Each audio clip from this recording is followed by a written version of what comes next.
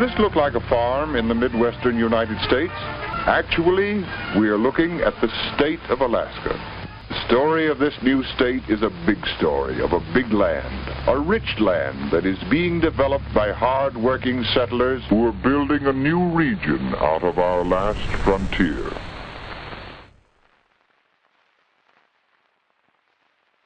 Harry was full of interesting stories, and his daughter loved every single one of them. Harry had been a prospector in Alaska in the early 20th century, and his stories were full of battles against the elements in search of gold. But there was one story in particular that stuck with his daughter Virginia, one that scared her, but she would struggle to ever get out of her mind. As she grew older, Virginia encouraged her father to write his stories down. She was convinced that other people would be interested in them, that he could release a book of his adventures. But Harry never did. He came close once. He wrote down the story that scared Virginia as a child. The story had become something of a legend in the area, but spread by word of mouth, the details had become confused and exaggerated. So Harry, wanting to set the record straight, decided to write it up and send it off to someone for publication. He did the first part, but then his accounting of the story was left in a box, where it remained after Harry's death. Until, while clearing out his stuff, his wife stumbled upon it. She gave it to their daughter, who read it, gripped by it just as she had been as a child. Virginia insisted it needed to be published. Her father's story needed to be shared, and that's exactly what she did. Despite how unbelievable it sounded, she believed her father. In her mind and his, this story really happened, even if it's possible that there was a logical explanation for it. They believed that something was out there, in the wilds of Alaska. Something that no one could explain. Something that could drive men insane. Something that will continue to fascinate people for decades to come. This case really does have it all. From tiny devil monkey creatures, to gold prospectors being haunted by things they can't see, to Charlie Sheen flying a jet in to uncover the mystery of what really is hiding there. This is the horrifying legend of Thomas Bay, Alaska. Welcome to the Tape Library. If you enjoy this episode, please consider subscribing. I'm here every couple of weeks discussing cases of the paranormal and the unexplained. If you are so inclined, you can also support the channel over on patreon.com. Thank you. Now, let's get into tonight's case. Thomas Bay sounds like a pleasant place. Geographically, it's beautiful. A long, quiet inlet cut into southeast Alaska, wrapped in steep mountains and dense forest, fed by glaciers and waterfalls. On a calm day, the water can almost look unreal, flat and reflective. Mist hangs low, clouds snag on the ridgelines, and the forest presses right down to the shoreline. But it isn't a comforting place of peace. The land feels closed in. The trees are thick, dark and tightly packed, limiting visibility and sound. Once you move inland, the forest swallows direction quickly.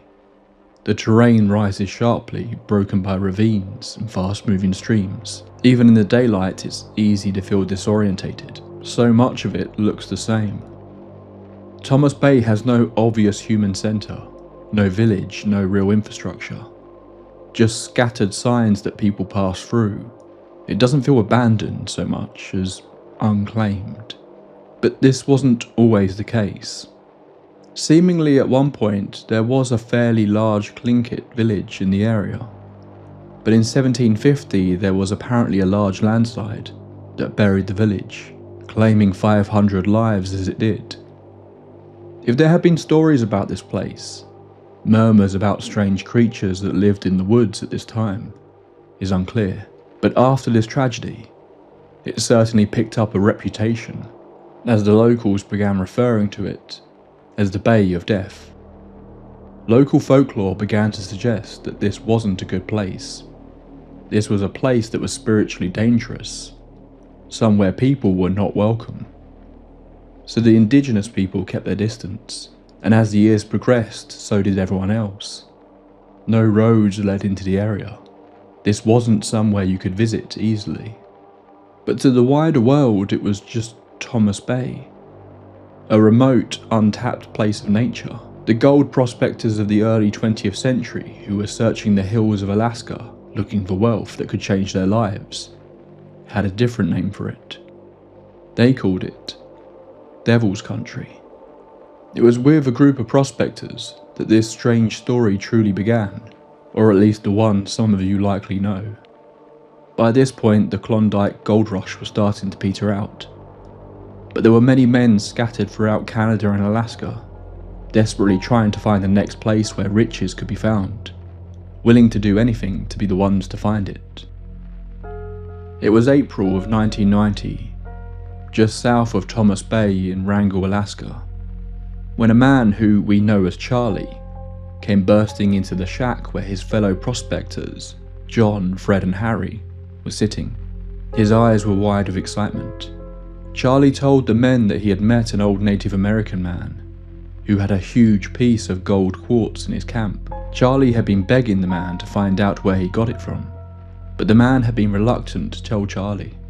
Eventually, after much wearing down, he told Charlie he needed to head north, up to Thomas Bay. There he would camp on the right-hand side of the Patterson River, before travelling a further 8 miles and turning into the mountains. In the mountains he would find a river shaped like a half moon, and there he would find what he was looking for. All 4 of the men were understandably very excited.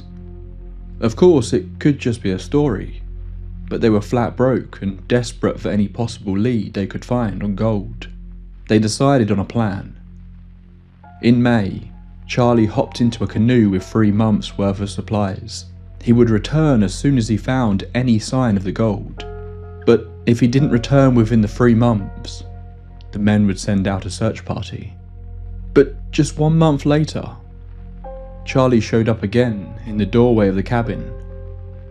He looked like a mess, exhausted, his coat and hat missing. Without saying anything, Charlie threw a large piece of quartz down on the table. It was beautiful, full of specks of gold throughout. All 3 men looked at it and then back at Charlie.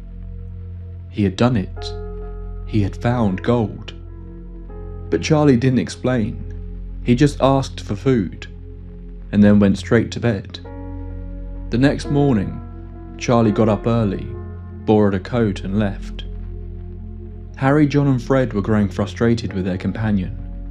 They wanted to know what had happened. Where were all the supplies? Should they start formulating a plan to head to Thomas Bay? Charlie returned a few hours later, informing the men that a boat would be leaving tomorrow morning. He asked them to loan him money so he could take it south to Seattle.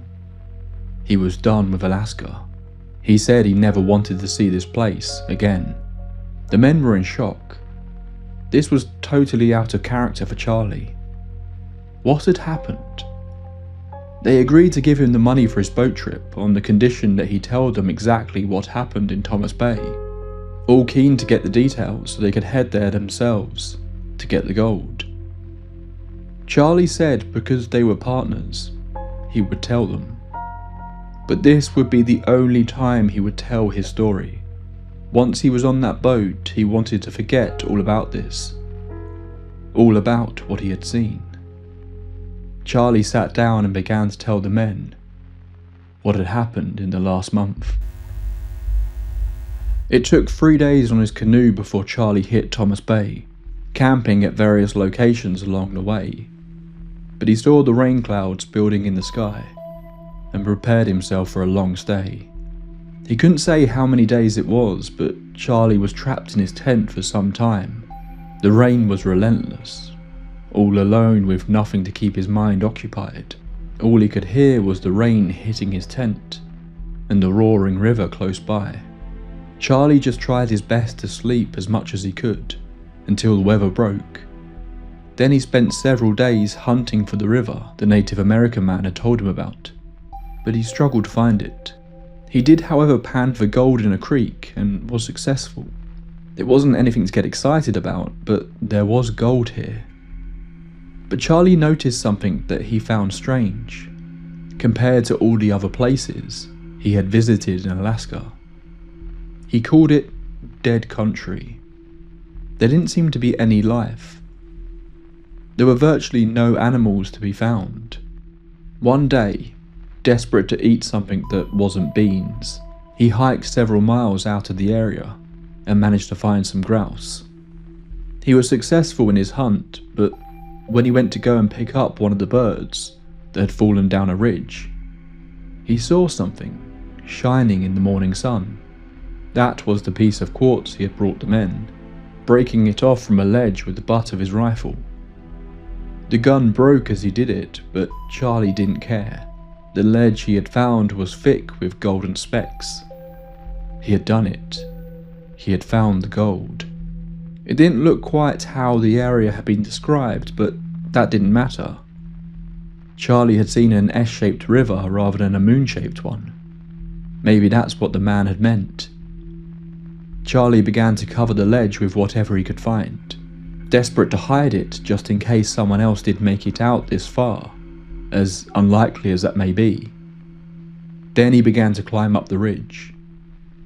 He needed to look for landmarks, anything he could see so that they could find their way back there. He climbed and climbed, until he was around 600 feet higher than the ledge he had found. He looked down.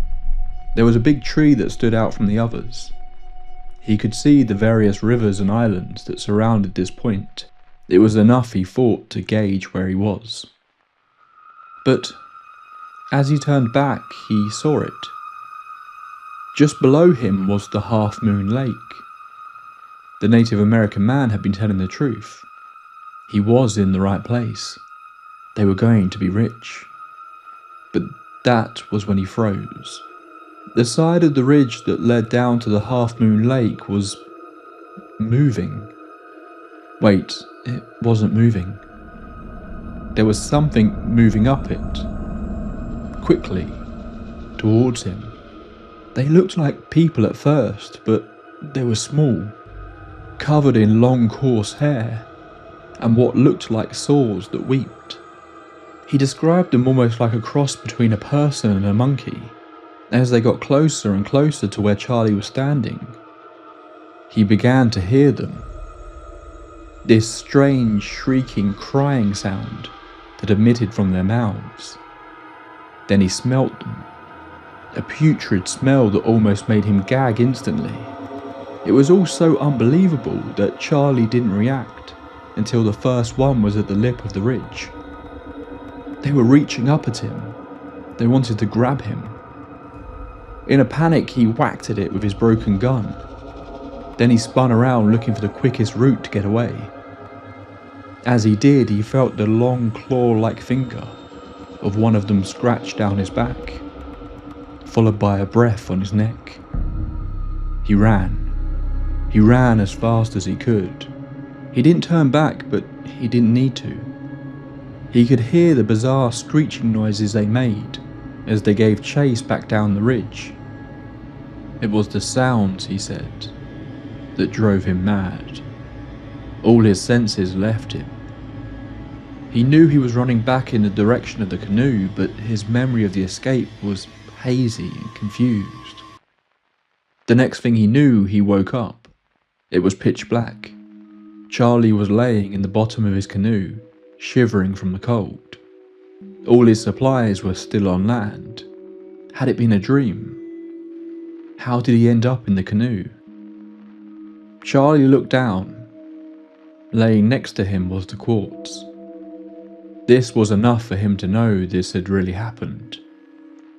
He didn't return to get his belongings. Instead, he decided to risk the cold and began to row as fast as he could, back in the direction of Wrangell.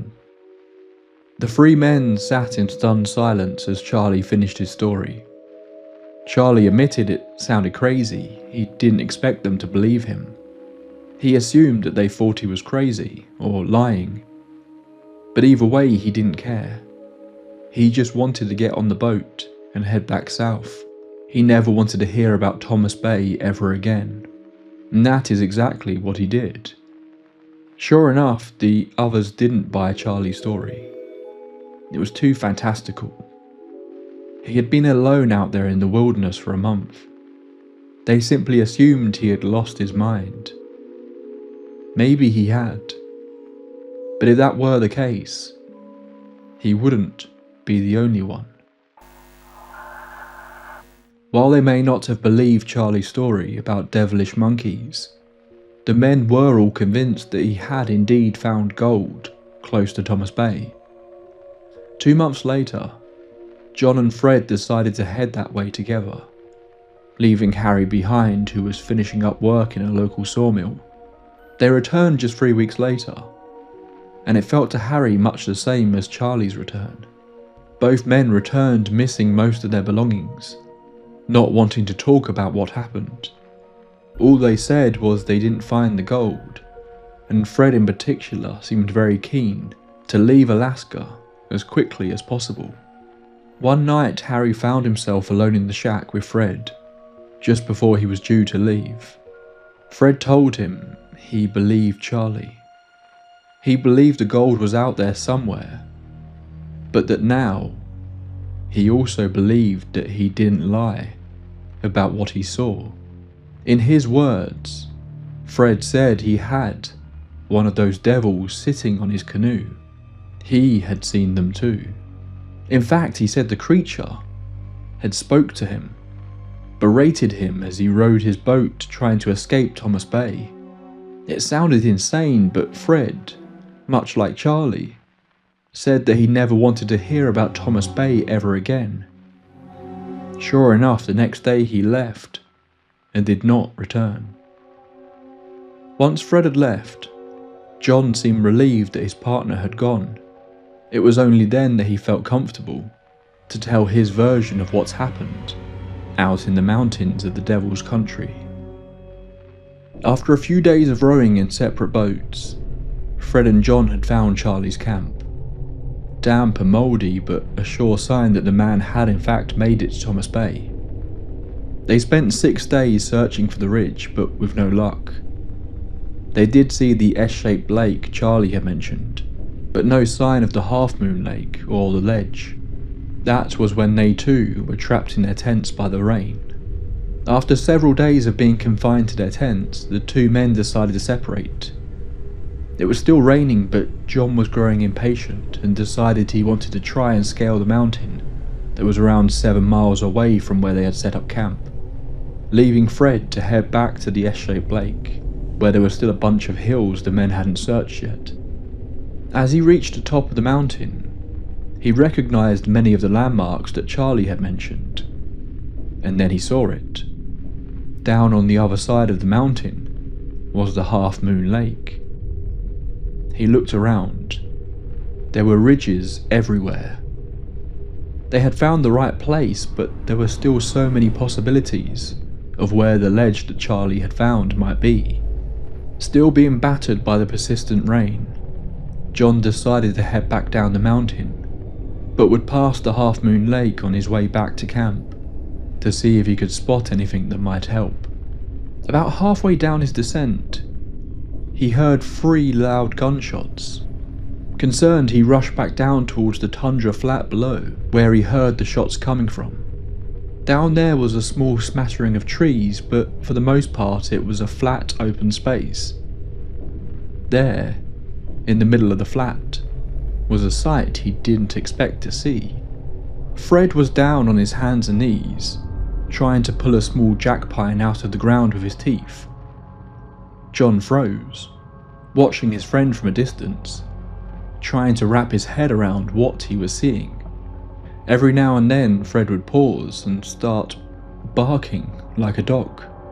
After about 20 minutes of this, Fred gave up, broke off the limb from another tree, and began to make shavings. John called out to him, asking what on earth he was doing, but Fred just ignored him, completely focused on his task. Eventually, John grabbed Fred and shook him. Fred looked up at John, his eyes glazed over and distant. He asked, "Is that you, John? Have you got any matches? I'm trying to build a fire, but I have no matches, and I'm so cold I can hardly move anymore." John asked Fred what he had been shooting at. Where was his gun? But Fred ignored this question too. John searched the area.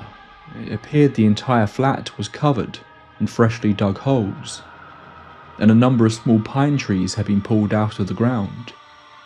Fred had been busy. Eventually he found the gun, half buried in the ground.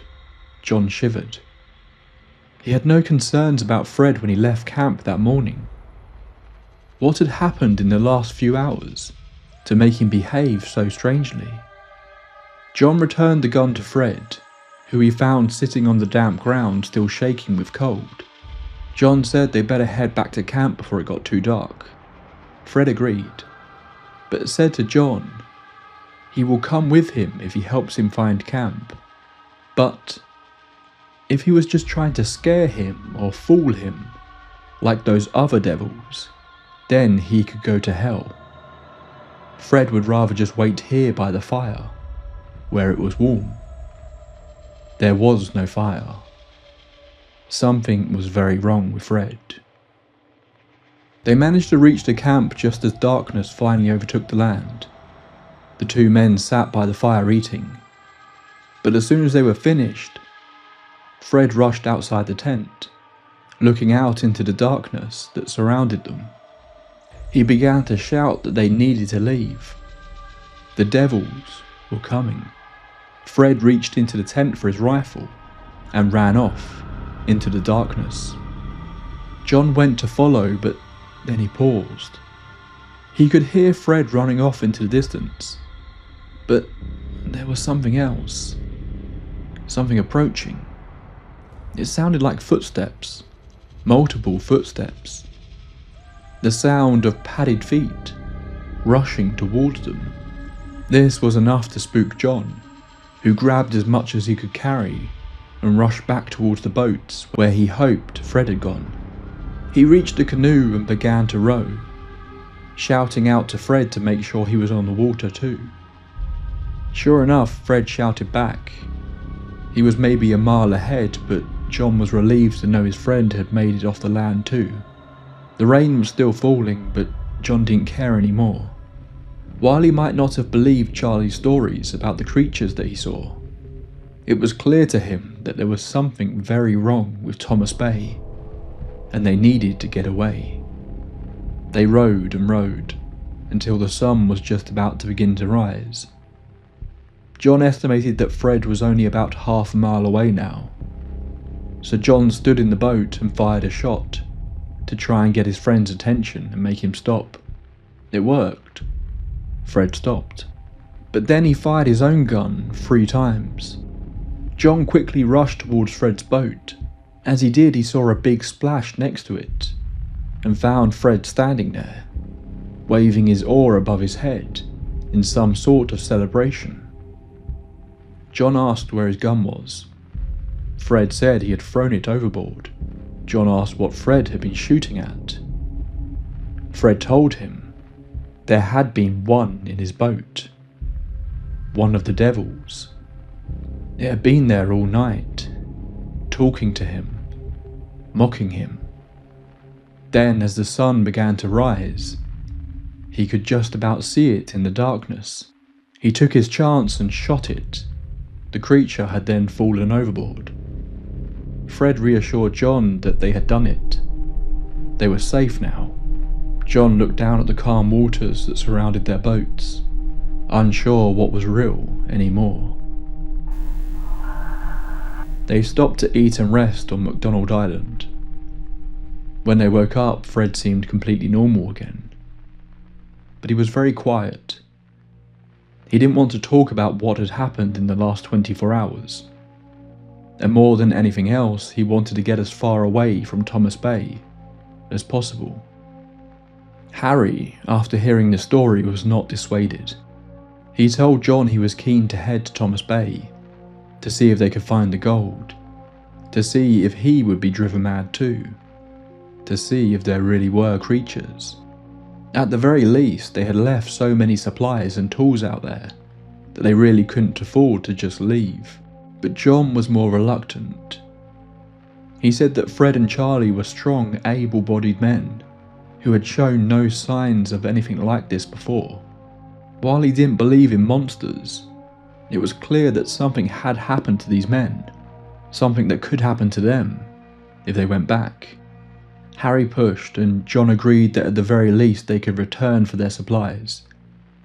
They did just that in early September. Yet again they were forced to stay in their tents due to the weather, but they found all the items that had been left behind and headed back south as soon as they could. Nothing stood out to Harry as particularly odd about the place, and the dream of finding gold would not leave his mind. It wouldn't be until a few years later that John and Harry would head to Thomas Bay together again. It was summer this time. The two men spent several days in the area, but with no luck. Harry noted so much of the country looked the same. It was confusing, disorientating. But after a few days they managed to find it. The half-moon shaped lake. They had camped a little further away and it was noon when they found it. Harry was eager to explore the lake, but he could tell John seemed much more apprehensive. John asked Harry if he felt the same way he did. Harry reluctantly admitted that he did. It was the strangest thing. As soon as they arrived at the lake, it felt like they were being watched. That was when John mentioned the bushes. They were moving all around them. Something was in them. Harry looked at the bushes, but to him they looked completely still. He said he wasn't scared of the wildlife, but this feeling of being surrounded was beginning to really unnerve him, and he agreed they should leave. That night back at camp, Harry was awoken by John nudging him awake. He asked Harry if he could hear it. Harry went silent. That's when he heard it. Something somewhere between a squeak and a moan. The sound instantly terrified Harry. It aroused a fear from deep within him. He quickly grabbed his gun before taking a deep breath and began to attempt to rationalize what was going on. Harry put his gun back down, claiming it was just an animal like a porcupine or something. John couldn't believe it. He thought Harry was just in denial. Something was out there. Something was outside their tent. This wasn't a place they should be. John stayed awake all night. In the morning, he insisted they pack up and leave Thomas Bay once again, empty-handed. John would refuse to return. But Harry was still obsessed. Thomas Bay was the one that had got away. But although he wouldn't admit it to others, he was too scared to return alone. Over the years he tried to arrange further expeditions, but as soon as others learnt about what had happened out in the area Harry was now calling Devil's Country, they quickly backed out. Harry had all but moved on from the idea. When he found himself in a bar in Petersburg, talking to the owner of the saloon, a man named Mr. Bush. Harry was speaking about his years in Alaska as a prospector, all the places he had visited over the years, although he hadn't got into Thomas Bay yet, when Mr. Bush interrupted Harry to tell him that before he had ever come to Alaska, he had this vivid dream of the Alaskan countryside. Bush went on to explain in detail what had happened in that dream. The man described Thomas Bay perfectly, and more specifically made reference to looking out over a lake shaped like the moon. To Harry this was a sign. He told Mr. Bush he knew exactly where that was. The man asked Harry to take him there. He needed to see it for himself. Just a few months later they were there, walking up a steep hill that Harry believed led to the moon-shaped lake, with Mr. Bush behind him, when suddenly something caused Mr. Bush to fall. He rolled down the hill, crashing into a tree and knocking himself unconscious. Harry was able to revive the man, and while he could still walk, it was clear he was too injured to continue the expedition. So Mr. Bush asked Harry to get him back to the boat. But as they reached a small creek, Mr. Bush suddenly stopped. He began raving, shouting at Harry, claiming that Harry wasn't taking him to safety, that he was instead taking him into the hills to kill him. Harry protested that this wasn't the case, but Bush kept screeching about it, yet for some reason still followed along happily, despite his apparent impending murder. Eventually they reached the beach. Harry got Bush into his motorboat, and Harry began to head for home while the injured man slept. When he awoke a few hours later, Harry demanded to know what had got into him. But Mr. Bush said he couldn't explain it, that he would be forced to lie to Harry about what had happened if he asked. He didn't want to talk about it. Mr. Bush stated that he did not want to return to this bay ever again.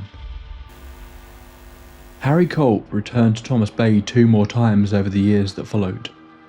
The first time he actually plucked up the courage to visit on his own, but that courage soon dissipated when shortly after arriving he found a tent on the beach. But it appeared it had been abandoned. It was damp and mouldy, yet all the party's belongings had been left behind. There was even some cooked bacon hanging in there. The tent flaps had been left open, as though whoever it was hadn't intended to be gone for long, or were forced to leave in a hurry. But their boat was still there. Based on what he found in the tent, Harry believed he was looking for one man, but there were no traces, no tracks.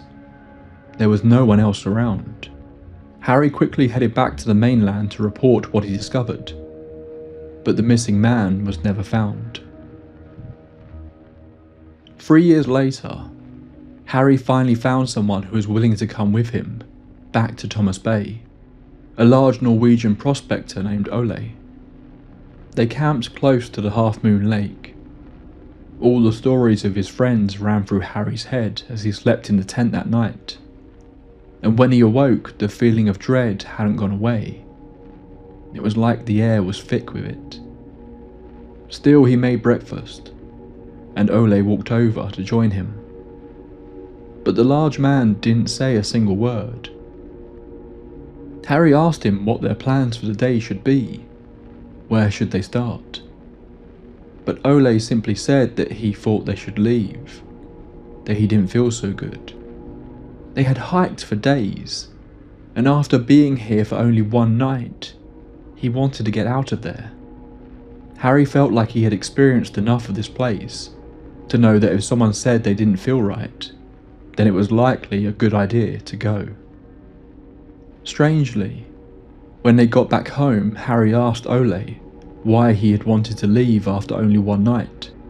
The Norwegian thought Harry was messing with him. He replied that he hadn't. They had been there for weeks, inspecting the ridges, searching everywhere they could find. There was no sign of gold anywhere, so eventually he suggested they should leave. Harry didn't know what to say. But this was the final straw. His dream of Thomas Bay died that day. Over the years, Harry told others about the bay, about the gold that Charlie had apparently found. Others went in search of it. All came back empty-handed. Reports of strange feelings, of getting lost, of the confusion of the place all came back with them. Few ever wanted to talk about their experiences in detail. Harry was told a story once about a trapper who had camped just near the S-shaped lake. It had been snowing, and the trapper had noticed some odd tracks in the snow. Tracks he had never seen before. He set various traps, but none seemed to snare whatever had been leaving the tracks. One night he was awoken by the sound of his dog barking. Then he heard it run. He assumed it was just hunting something, so didn't worry too much, until in the morning his dog was nowhere to be seen. He followed its tracks in the fresh snow, but soon those tracks seemed to be running alongside the same strange tracks that he had been looking at over the last few days. Then he came to a place where the dog tracks stopped. There was no sign of a struggle. The tracks just stopped, as though the dog had simply vanished. But the strange animal tracks continued, so he followed them, only to end up back in the same place he had begun. The track looped into a perfect circle. He never did find his dog, or discover what had left those tracks. The trapper told this story to a local farmer, curious to see if he had seen anything like this before, but the farmer said he hadn't. The footprints almost looked like something mixed between a small bear and a person. The tracker went back out into the wilderness, seemingly to look for the creature further, but he was never heard from again. Over the decades, various expeditions have been sent out into Thomas Bay. There are countless claims of other sightings of strange creatures and equally strange goings-on in the area. But more often than not, these stories don't seem to have a concrete source, making it hard to tell what is legend and what can be traced back to real people. The stories of the prospectors seem to have merged in with tales of Bigfoot, with many now treating Colp's book as a Bigfoot story. But really, the descriptions of what happens doesn't match up with that phenomena as far as I understand it. Beyond a few similarities, the stories of Thomas Bay seem to be more about a place that has a terrifying psychological effect on people, more so than it being a cryptid case. Although there are also some similarities here to a number of infamous UFO encounters. The lapsed time, missing people, strange creatures. It's like this story doesn't really fit into one neat category, although the additional legends that have popped up over the years don't help with that, muddying the water further. But there have been actual recorded expeditions that we can take a bit more seriously. Sure enough, many have discovered the landmarks laid out in Harry Colp's story, but no sign of any gold nor 2-foot tall hairy creatures have ever been found.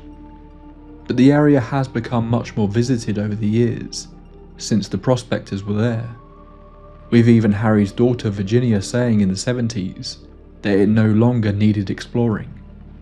Seemingly, if anything were truly there, it is long gone now. But still, people discover Harry's story and become fascinated by the area, wanting to be the ones to finally discover what really happened. One of the strangest of which took place in 2013, when apparently Charlie Sheen began his own expedition after reading Colp's book. After having recently failed to find the Loch Ness Monster, the actor instead took his private jet to Alaska to search for, as he told the media, something called a kushtaka, something that he believed could have been the creatures spotted by the prospectors. Before Harry Colp ever put pen to paper, before prospectors referred to Thomas Bay as Devil's Country, the land already had a reputation. One of the most well-known figures in Tlingit folklore, connected to spaces like Thomas Bay, is the kushtaka. The name is often translated as the slightly less creepy Land Otter Man, although that description doesn't fully capture what the kushtaka is said to be. In the stories, it is a shapeshifter, capable of appearing as an otter, a human, or something in between. It is not simply an animal, and not entirely human either. The kushtaka is often associated with coastal forests, isolated shorelines, and dangerous waterways. And as with many of these legends, its behaviour varies greatly based on who is telling the story.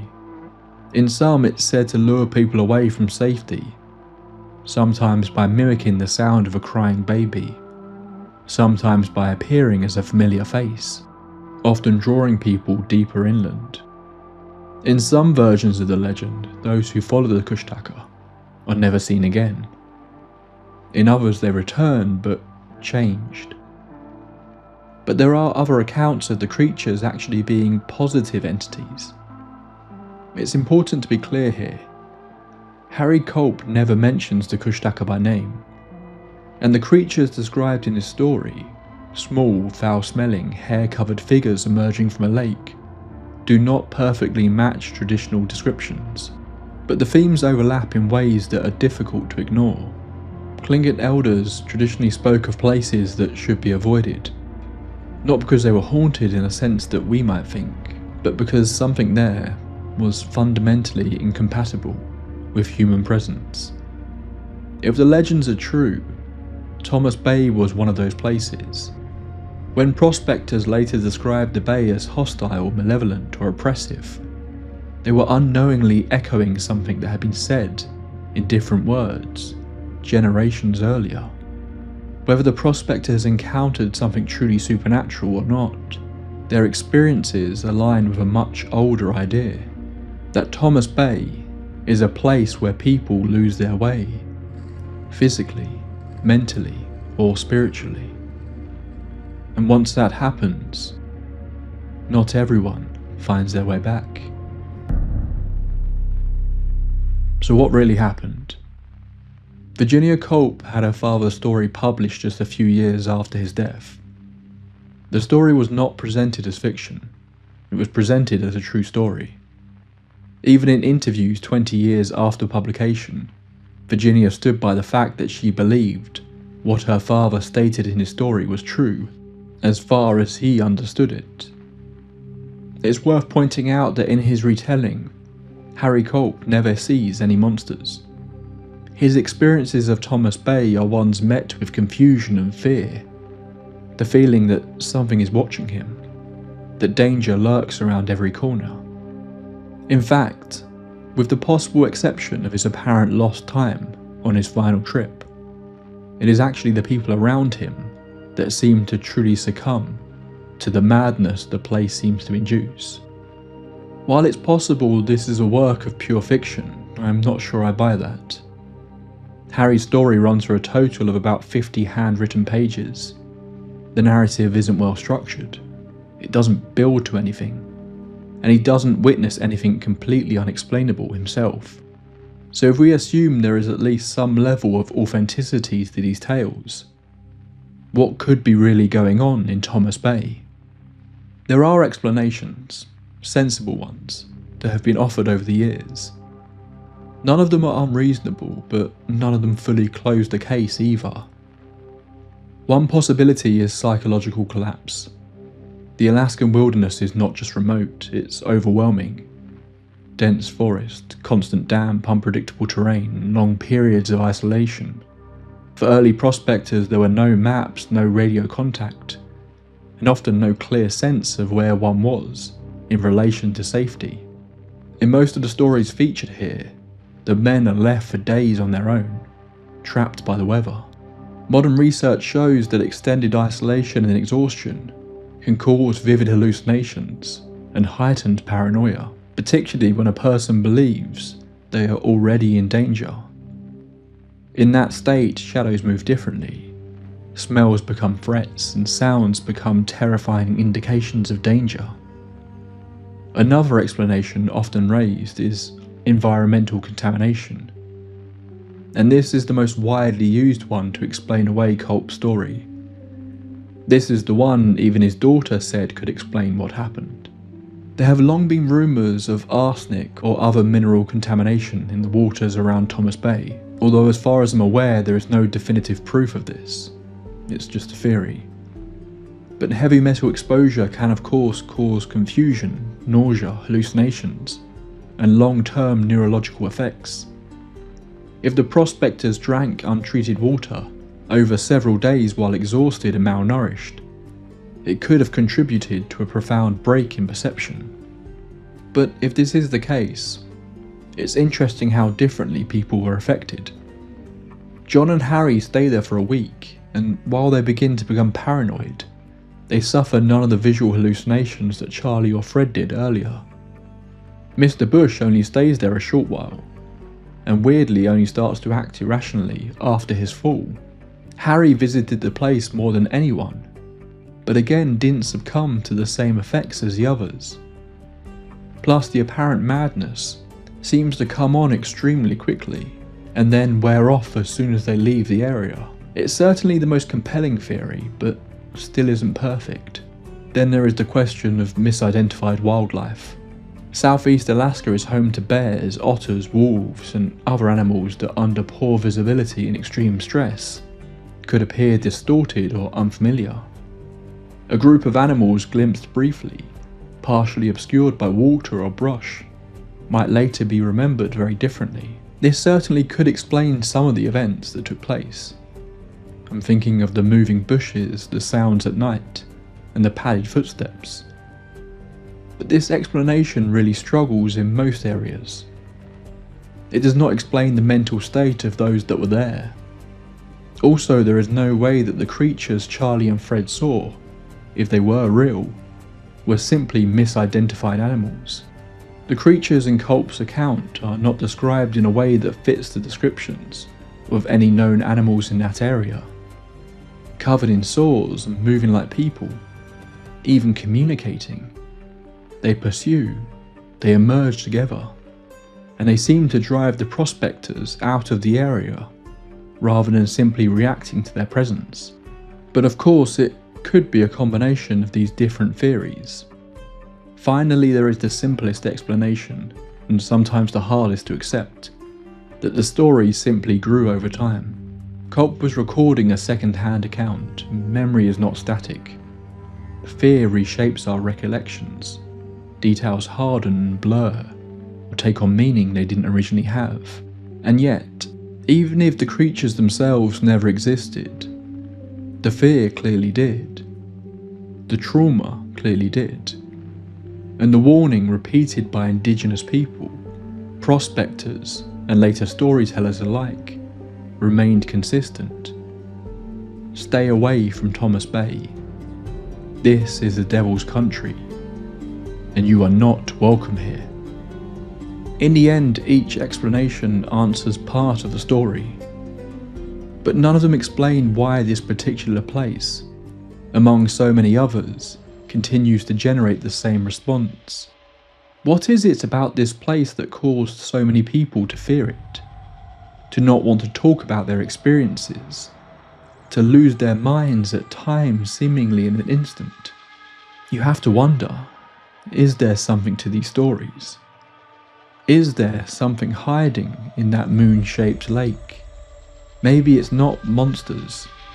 Maybe it's not something we can even fully wrap our heads around with our current understanding of the world. But maybe there are truly places we aren't supposed to go. Places that something wants to keep us away from, for reasons we don't yet know. And perhaps that's the most unsettling explanation of all. That's all for this entry into the tape library. This one really reminded me of the episode on Portlock, Alaska, which I know a lot of you loved, so hopefully you enjoy this one too. I had never heard of this story before. To be honest, I'm not even sure how it ended up on my list, so I think it must have been a recommendation from one of you guys. So thank you if you were the person who suggested it. I'm playing around with a few different ideas for the next episode at the moment, and you have all provided me with so many interesting topics. But if you want to keep up with what's going on with the show in between episodes, the best places for that are my Patreon page, the YouTube community tab, or Instagram. Links to all those places can be found in the description. Time for the normal boring stuff. If you want to help me in keeping this show going, you can do that really easily by liking the video on YouTube, leaving a 5-star rating if you're listening to the podcast, or subscribing on any platform. All these things help me massively in reaching new people and help the show grow. I never have any expectations on this, but if you are in a position to and you want to support the show monetarily, you can do that through YouTube memberships and Patreon. YouTube members get access to each episode ad-free, and Patreon subscribers get early access to episodes, shoutouts, as well as often being the first ones to hear any news about the show. But that is all for tonight. Hopefully if you're listening to this while camping, you don't see any hairy devil monkeys tonight. But if you do, say hi from me. Until next time, my friends, pleasant dreams. This episode was made possible by the kind donations of members on YouTube and Patreon. Our tape library archivists Yenok, Aurora, Lee Borix Johnson, The Bisexual Mooncult, Now and Zen, Pat McShay, Laria, Yoinks and Away, MJW, Kevin Jackson, Emulated Phoenix, Jamie Long, Lisa Marie Sherrington, Shan Harding, Gaffy of a G, ML, Plum Blossom, Emily Carlin, Sarah Boyd, Thomas Boatwright, Stephen Lutman, Crystal E, West Virginia Vegetable Man, Dawn Swan, Tina S, Sean Miller, Juno, Joseph Condola, Jolly Jedi, Panther Paw, Pixelina, Joe, The Crimson DM, The Detective, Jean Janine, Darla, Alfredo Sandoval, G-Raw, Midia Zabine, Dominic DeAngelis, Dagon Adorleg, Judith Hacker, Eric Salas, Mirishard, Adeline, Ashlar's Books, Tracy Torello, Gabrielle, Umiko Grimm, and Sandy Lusk. Our lead archivists, Win Lewis, Plague Doctor is in, Amy Stubblefield, The Original Deer, Emmy Bartley, Ridiculous, London Grace, Melissa Harrison, Lady Bet Noir, Emperor Franz, Old Soul Like Mine, Xavier Rangel, Sagel Callie, Alex O'Neill, Tyler Michael, Alex Goldberg, Darren Morgan Green, Van Yell, Brian Baker, and 1000th Ghost. And our top bosses, the Grand Overseers, Harrison the Ogre-Lord, Leah Carmella, Bad Diddley, Katie, Morning Rain 2619, Agent 355, and the one and only Queen of Flatulence. And thank you to all my junior members and my YouTube members as well.